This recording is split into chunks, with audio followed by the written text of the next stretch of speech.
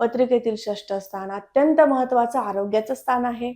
या ठिकाणी आपण आपले आजारपण पाहतो, आपल्यावरती शत्रुपीडा या सुद्धा गोष्टी आपण निश्चित या स्थानावरून समजून घेत असतो आणि या स्थानात जेव्हा कधीही केतू येतो, त्यावेळेस या स्थानाचं एक विशेष फळ आहे ते म्हणजे कर्ज.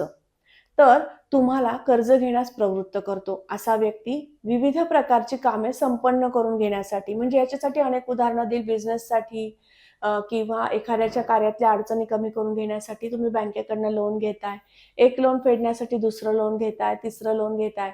जो वर्ग खरंच मोठ्या प्रमाणात कर्जबाजारी आहे, तर त्यांच्यासाठी ही सूचना असेल, की तुमच्या पत्रिकेतील षष्ठातील केतूचं एनालिसिस करून घ्या. त्यावरती उपाय मार्गदर्शन करून घ्या. कारण त्यामुळे सुद्धा तुम्हाला दैनंदिनीमध्ये मोठे खर्च आणि संघर्षाला सामोरे जावं लागतंय. षष्ठातील केतू हा तुमच्या कामाच्या ठिकाणच्या कलीग्स मंडळींसोबत सुद्धा मतवैचारिकता देतो. काही अंशी या ठिकाणी तुम्हाला संदेश देणारे किंवा तुम्हाला हितचिंतन करणारी लोकं कमी मिळतात. असाही प्रकार कामाच्या ठिकाणी होऊ शकतो. वडिलोपार्जित व्यवसाय असेल आणि जर तो तुम्ही पुढे घेऊन जाताय आणि त्यामध्ये अचानक अस्थिरता आली आहे, तर समजून घ्या पत्रिकेतील षष्ठातील केतूचं हे फळ असू शकतं.